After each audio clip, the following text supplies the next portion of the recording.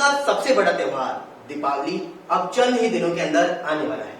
लेकिन इस दीपावली पर्व को लेकर के आखिरकार सरकार की तरफ से क्या कुछ व्यवस्थाएं रखी गई हैं और जो अपना डेली का जीवन यापन रोजगार अपना डेली का कमाते हैं सड़कों पे जाकर के थड़ियां लगा करके उन सभी को लेकर के आखिरकार क्या कुछ अपडेट अब सामने आती हुई नजर आई है। तो इसी को लेकर के आज हमारे साथ पत्रकार करतार सिंह मौजूद है। तो करतार जी, चंद ही दिनों बाद अभी दीपावली का पर्व आने वाला है और जो देश के अंदर सबसे बड़ा पर्व भी माना जाता है, तो इसको लेकर के भी सरकार की तरफ से आखिरकार क्या कुछ माकूल व्यवस्था रखी गई है? देखिए, मैं आपके चैनल न्यूज 19 के माध्यम से बता दूं कि सरकार की ओर से ऐसा कुछ भी यानी मजदूर के लिए, मजदूर वर्ग के लिए कुछ भी नियम कानून नहीं बनाए। आपको पता है कि जैसे 12 महीने में एक त्योहार आता है जो सबसे बड़ा त्योहार है हिंदू धर्म में, मानो जैसे भी मानो कि दीपावली सबसे बड़ा पर्व होता है। उसमें आपको पता है कि मेला, जगह जगह डांडियों का प्रोग्राम होता है, गरबा होते हैं, मेला वगैरह भरा जाता है। उसमें यानी खड़ी दुकानें यानी मजदूर लगाकर अपना यानी अच्छे से दिवाली मना लेते हैं कि उसमें अच्छे खासे कमा लेते हैं और उससे मिठाई और पटाखे वगैरह घर के लिए लेके जाते हैं। लेकिन आपको पता है कि सरकार ने क्या किया, दीपावली का पर्व आने से पहले, दीपावली का त्योहार आने से पहले सरकार ने पूरी तरह से पाबंदी लगा दी, गाइडलाइन जारी कर दी कि भाई इतने लोग होने चाहिए, मेले नहीं भरने चाहिए। आखिरकार मजदूर वर्ग का होगा क्या, ये मैं आपसे पूछ रहा हूँ इनका महोदय। आपने कहा कि सरकार की तरफ से माकूल व्यवस्था नहीं है, लेकिन अगर देखा जाए तो एक तरफ कोरोना महामारी को भी ध्यान में रखा गया है सरकार की तरफ से और इसी को देखते हुए जो रात्रिकालीन कर्फ्यू लगाया गया है, ऐसे दिशा निर्देश जारी किए गए हैं। देखिए, मैं बताऊं, रात्रि का जो कर्फ्यू लगाया, आपको पता है डांडिया का जो गरबा का जो समय होता है, जो डांडियों का जो त्योहार है वो कब मनाया जाता है?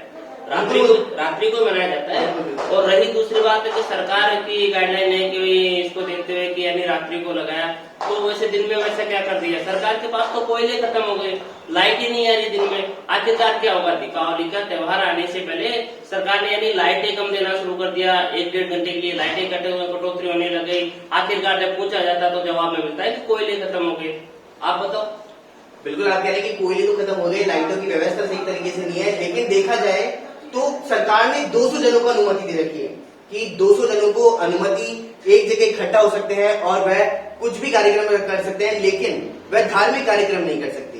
तो अगर देखा जाए तो आप जैसे जिस प्रकार से बता रहे हैं कि ये डांडिया महोत्सव हुआ और ये जो नवरात्रि के अंतर्गत जितने भी प्रकार के फंक्शन किए जाते हैं माता जी के और दीपावली के पर्व पर जितने भी फंक्शन किए जाते हैं, तो यहाँ पर ज्यादा लोगों की भीड़ इकट्ठा होने की संभावना है। इसी को देखते हुए सरकार ने ऐसा कदम उठाया। देखिए, मैं बता दूं, सरकार ने 200 आदमी की परमिशन दी है। अब ये 200 आदमी की परमिशन क्यों दी है, आप भी जानते हैं, हम भी जानते हैं, आम जनता भी जानती है कि जो किसानों के ऊपर जो केंद्रीय मंत्री के बेटे ने जो गाड़ी चढ़ाई है, उसका यानी धरना प्रदर्शन को लेकर कांग्रेस सरकार ने ये नियम कानून, मेरे जहां तक जो समझ में आता है, नियम कानून इसलिए बनाए ताकि वो धरने पे बैठ जाए, मौन व्रत करे, 200 आदमी वहां बैठ जाए। ये 200 की गिनती वहां से शुरू होती है, यहाँ ये प्रोग्राम को लेकर नहीं है। लेकिन देखा जाए तो वहां पर तो 200 से ज्यादा जनता इकट्ठी रहती है। तो ये तो सरकार देखेगी भाई, आम जनता अगर सवाल उठाती है, आम नागरिक अगर सरकार से सवाल तो कर नहीं सकता।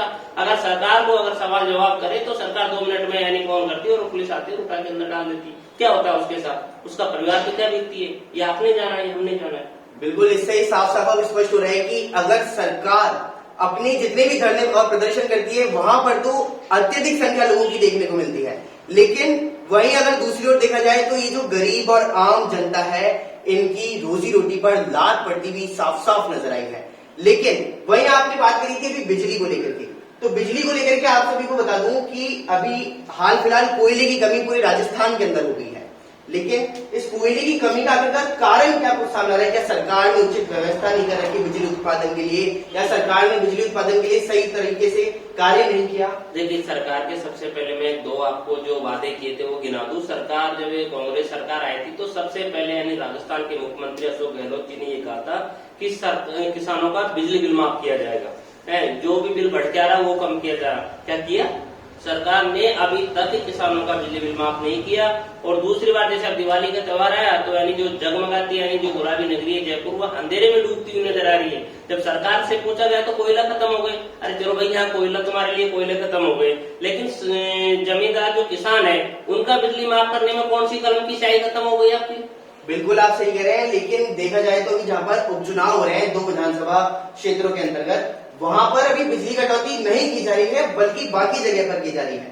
और साथ ही इसके आपको बता दूं कि अभी जो हाल फिलहाल शहरों और गांव की स्थिति बनी हुई है, तो गांव के अंदर लगभग 6 घंटे तक कटौती की जा रही है, लेकिन शहरों में वही इस कटौती की बात करें तो 1 से 2 घंटे तक की कटौती की गई है।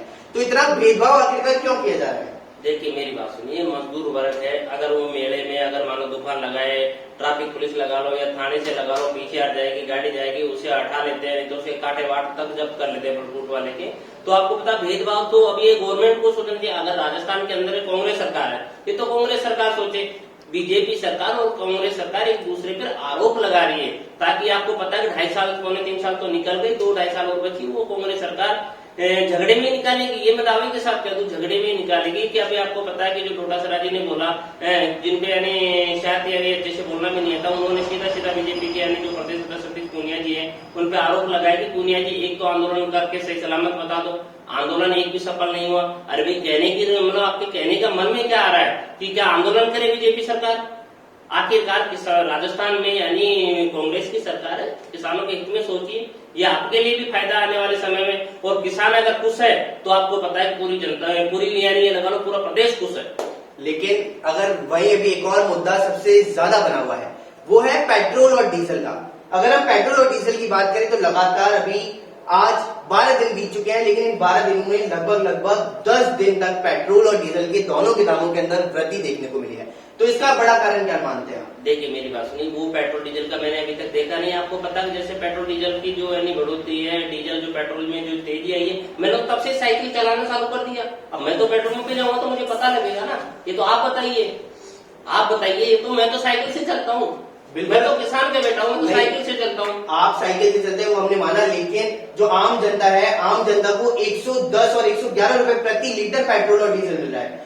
डीजल की बात करें तो डीजल भी 101 रुपए 100 के पार पहुंच गया, पेट्रोल की बात करें तो पेट्रोल भी 110 पार पहुंच गया। तो आखिरकार ये सरकार इसके ऊपर क्यों कदम नहीं उठा रही? देखिए मेरी बात सुनिए, सरकार को जहां कदम उठाना चाहिए वहां सरकार कदम नहीं उठा रही। आपको पता है कि सरकार यानी आपको पता है केंद्र में बीजेपी सरकार और राजस्थान में कांग्रेस सरकार एक दूसरे पे आरोप लगा रही है कि केंद्र में अगर मान लो केंद्र सरकार अगर इस तरीके से अगर सही नियम कानून बना ले तो पेट्रोल डीजल सस्ता हो जाए, गैस सिलेंडर सस्ता हो जाए। बात है कि राजस्थान में कौन से नियम बन गए, मैं जानना चाह रहा हूँ आपके चैनल के माध्यम से कि राजस्थान में जो कांग्रेस सरकार है, गहलोत जी का कहना है कि यानी सचिन जी जब मुख्यमंत्री अगर बन जाए, सचिन पायलट तुम्हें क्या बैंगन बेचने इस सवाल एक राजस्थान के मुख्यमंत्री को शोभा देता है? बिल्कुल, ये तो सवाल एक राजस्थान के मुख्यमंत्री को शोभा नहीं देता है। लेकिन अभी हाल फिलहाल जो पर्व आ रहा है दीपावली का, उस पर्व को लेकर के जो गरीब और तबके लोग हैं, यानी कि जो गरीब वर्ग से भी नीचे आते हैं, निम्न वर्ग से भी नीचे आते हैं, वह दीपक बनाने का कार्य करते हैं और ऐसे ही कई छोटे छोटे धंधों से अपना जीवन यापन करते हैं। तो आपको क्या लगता है कि इस बार जब कोरोना का प्रकोप कम हो गया है तो उनका धंधा अच्छा चलता हुआ नजर आएगा? देखिए कोरोना का प्रकोप तो पूरी तरह से कम ही है। अगर मैं कहता हूँ अगर मान लो सरकार ने गाइडलाइन बनाई है तो सोच समझ के बनाई होगी, लेकिन इसमें कहीं भी मजदूर वर्ग का है, जो किसान है, उनका कहीं भी भला नहीं है। आपको पता है कि अभी जो सर्दी आ रही है, इसमें जो ठेली जो छड़ी जो लगाते हैं वो पहला यानी आता है कि मूंगफली वाला। बिल्कुल, मूंगफली वाला अगर खुद की मूंगफली सेकेगा तो किससे सेकेगा? कोयले से ना।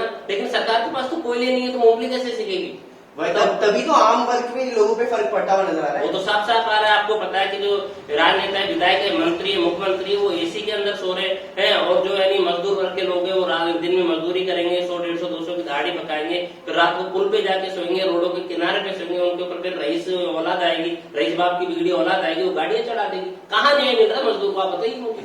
बिल्कुल आप सही कह रहे हैं कि मजदूरों को तो न्याय नहीं मिल रहा है, लेकिन अब देखने की बात तो इसमें यह है कि क्या सरकार की तरफ से माकूल व्यवस्था रखी जाएगी और क्या कोई नए दिशा निर्देश जारी किए जाएंगे। तो इस खास मुलाकात के अंदर तो फिलहाल इतना ही, लेकिन हम आप सभी को जरूर अगली रिपोर्ट में अवगत कराएंगे कि सरकार ने इसके क्या दिशा निर्देश जारी किए हैं। नमस्कार।